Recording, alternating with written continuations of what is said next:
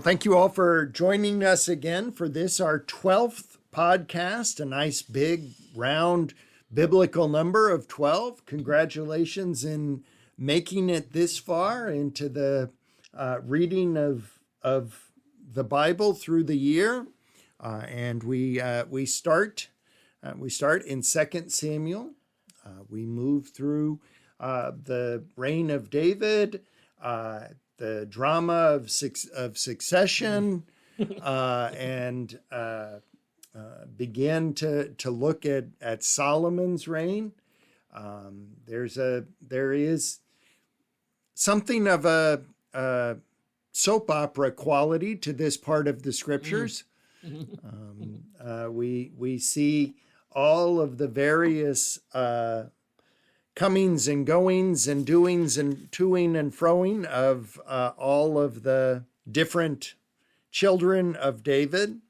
We begin with one of the more kind stories, with David inquiring in chapter 9, is there anyone left from the house of Saul? And he finds out that, yes, Jonathan had one son who was handicapped. My translation says his feet are crippled. Yep. And so he was certainly a somewhat special child in his way. And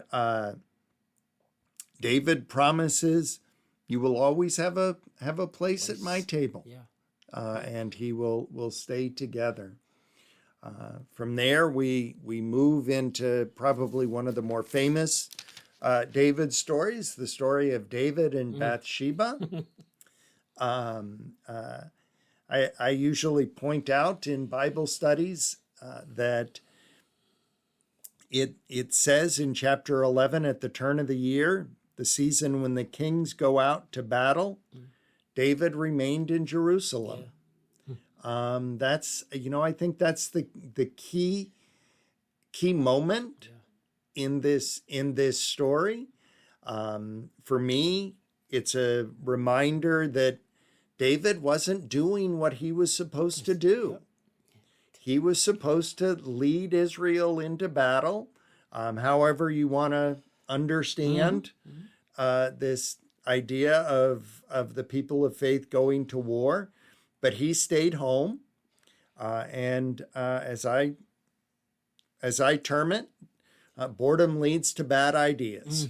He got just bored enough that he had a really bad idea. Yeah, no, it's very true and very thinking. You think of all that, like, when you think about what he was supposed to be doing as king, leading the people, and then in a sense, and when you put things into perspective, this where he's at.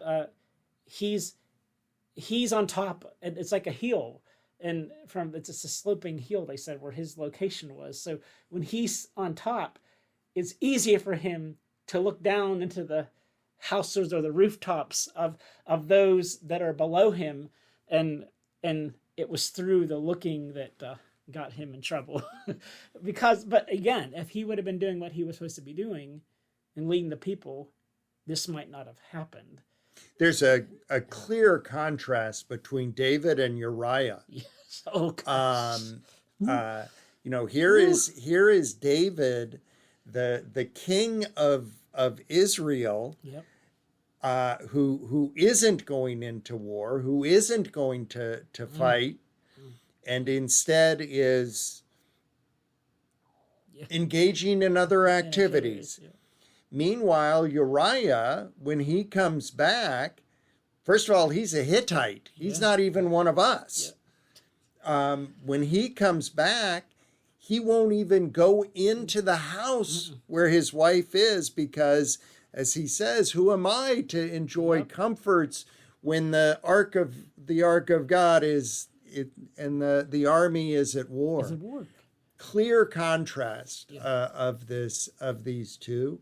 And I do think we need to acknowledge to call this a relationship between David and Bathsheba, I think does a disservice to Bathsheba.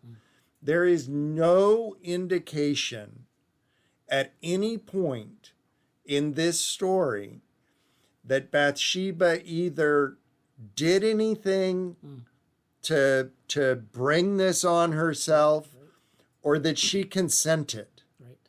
She was, for all intents and purposes, raped.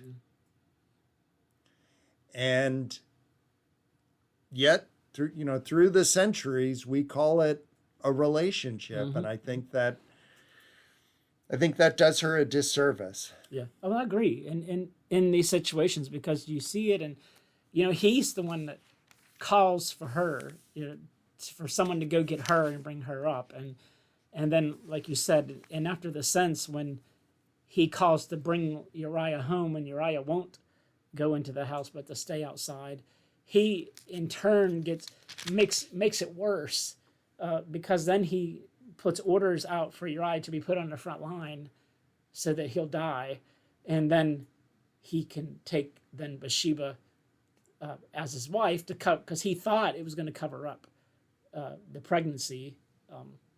In the sense that he thought if Uriah would come home and do his deed as a husband, it would cover things up and things would be good, and I would be well. But it didn't work out that way at all.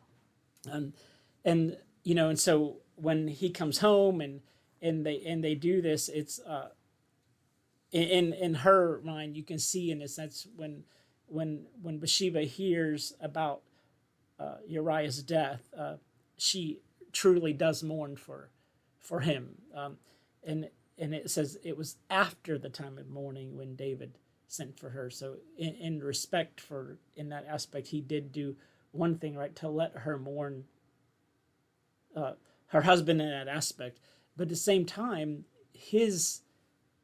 what he did had consequences.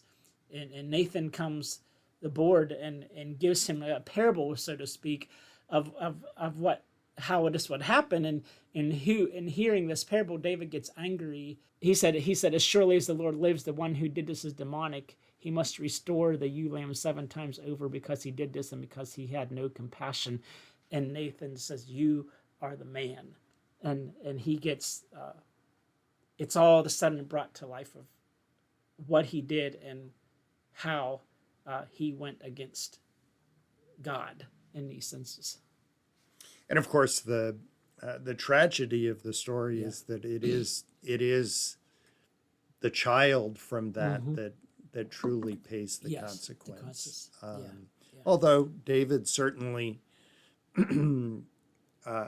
feels the pain of that. There is the wonderful scene where David fasts and prays and seeks after God for the child, and the servants are worried when they need to tell David that the child has died. They think, if this is the way he's reacting when he's sick, how much worse when the child is dead. But instead, David rises, washes his face, and he declares, while the child was alive, I fasted and wept because I thought, who knows, the Lord may have pity on me and the child may live. But now that he is dead, why should I fast? Can I bring him back again? I shall go to him, but he shall not come back to me. I know that particular scene is very meaningful to me individually. The first funeral I ever officiated at was for a stillbirth. And the child died 19 minutes before birth. And I obviously didn't know what to do or what to say. How do you, I was a 25-year-old kid. I had no children of my own. And here was this family. And older pastor that I was working with turned my attention to this scene and this notion that we will go to him. we will go to that child. That child will not come to us. I always think of that moment when I read this story. Yeah. Well, as we get ready to get into a next, I mean, there's, well, obviously, in the meantime of David and Bathsheba are now together, they have relations, they conceive, and Solomon is born. And so, and that gets into the sense, but even before we get into that, there's a lot of family things that are happening between David's sons, which are, kind of stepsons, and they do put the fun in dysfunctional, don't they? Yes, I know. You think it was Saul's family, and now it's David's family, and and it's just his one son fell in love with the other brother's sister, and which was a stepsister, and they're trying to.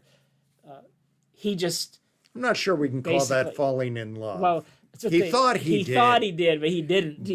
Because he got a little too aggressive in the situation, and again, that situation of rape really comes down. Even words, especially when she tells him not to do it, and this is more of.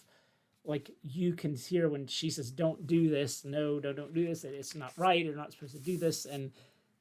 But he doesn't listen and ends up doing it anyway. And Tamar ends up putting hastures on her head and tears this long robe, which was supposedly signified her virginity.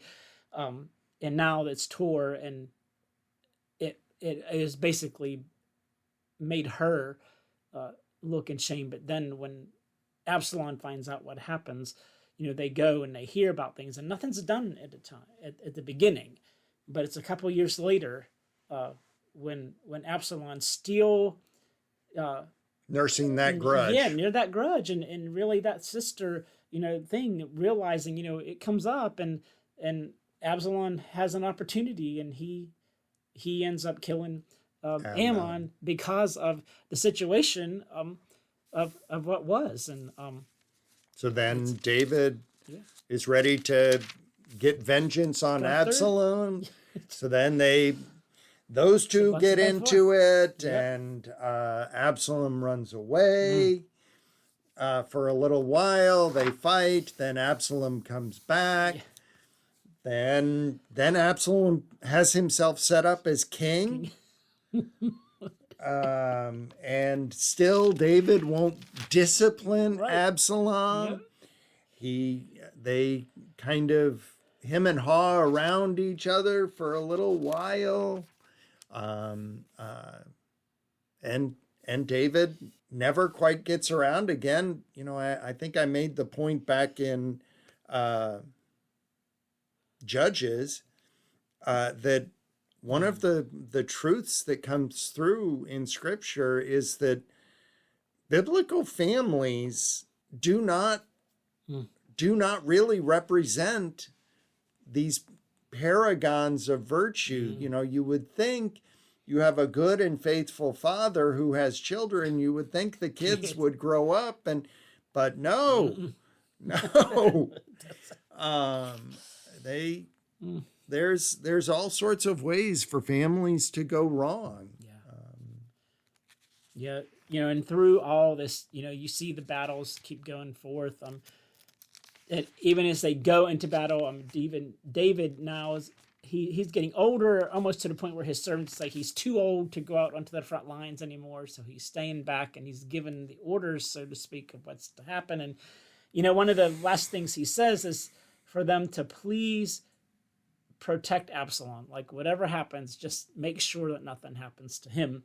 But then, if you remember the thing of Absalom is known for having big hair as he's going in these situations. And as he's trying to get away from the troops, his hair gets caught in a tree limb, and he ends up hanging. And, one servant who goes to I believe it's Joab, and tells him what's happening. And Joab's like, well, what, kill him. And he's like, no, he's making the same things. Like, no, that's the king's son. I am not touching that person. And Joab goes and does it himself, in a sense, and basically betrays his own king in what the king's orders were in those situations. And it just brings a lot of turmoil throughout, who Joab they thought was the one who could trust is one of the ones now, because he's one of those leaders now that has betrayed the king himself as well. So we get to the end of David's life, and 2 Samuel ends with the last words of David, the prayer of David, and just a reminder again and again of the poet and faithful person that David was, the way that he continued to pray. We then move to the preparing for the succession, and First Kings opens with the drama of succession. Second Samuel ends with David wanting to make a sacrifice, and Aruna, I think we're going to go with something. that. Yes. Right. Offers to just give him the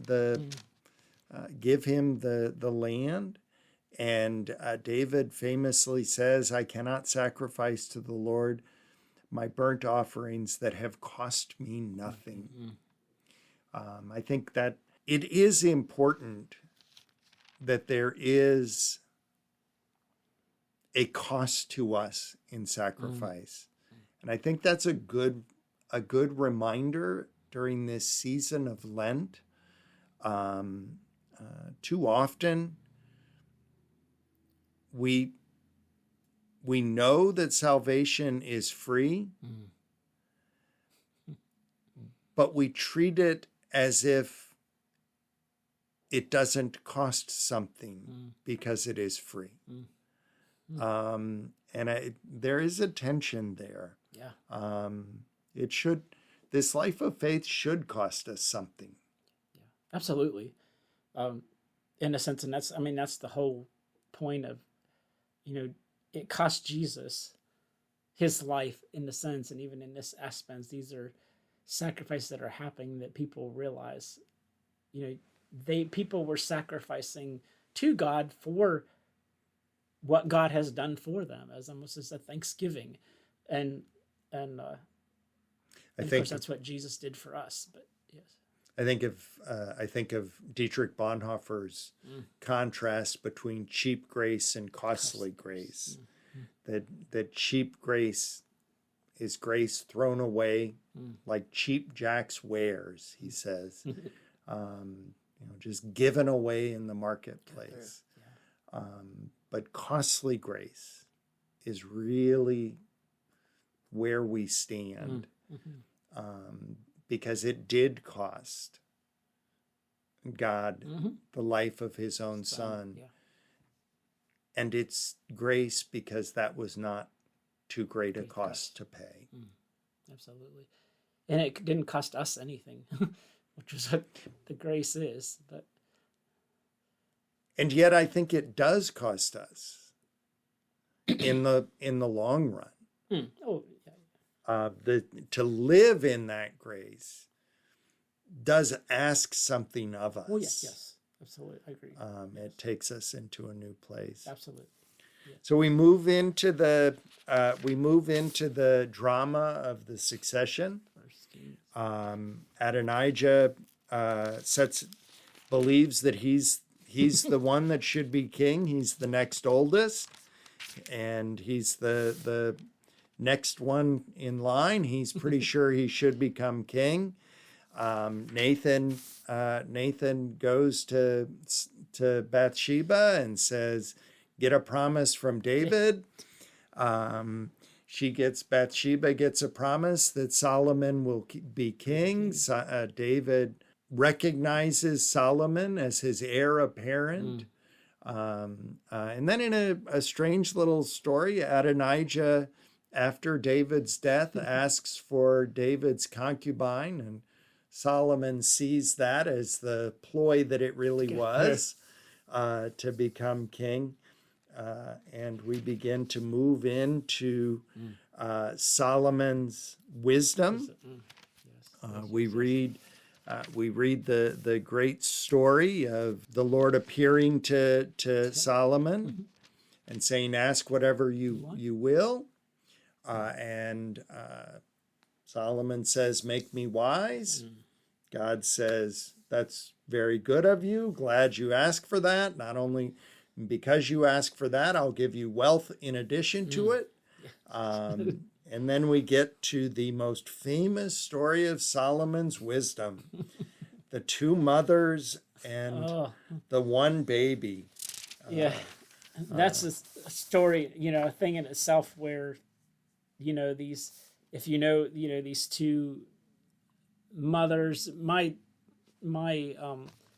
calls them prostitutes. I don't know what yours does, but it said they came before the king and said, one of them, both had children. One of them died. The other one switched them and took the live one. And then when the one whose son was alive realized that they had died, she went in and she noticed that the one actually had her son, and so they bring him, and there's one son, and the woman's pleading, whose son it really is, saying, pleading like, this is my son, and I want him back, and and the other one's saying, "No, your son's dead, and my son's alive," and in this way they're arguing back and forth, and he says, "Give him a sword, and I'll split the boy in half," and goes half, and finally the one speaks up, who he declares as the mother, says, "No, I can't.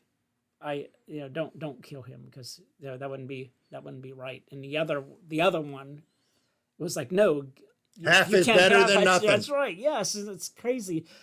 And he makes the judgment to say, give the first one to the Lord, because that's the one who was the mother. And people heard about that, and they were just in awe of respect of how much he grew, and how much he knew, and how much he was able to rule, and with that administration and with that wisdom that he got. Yeah. Well, we end our time with Solomon building the temple, and we will end there.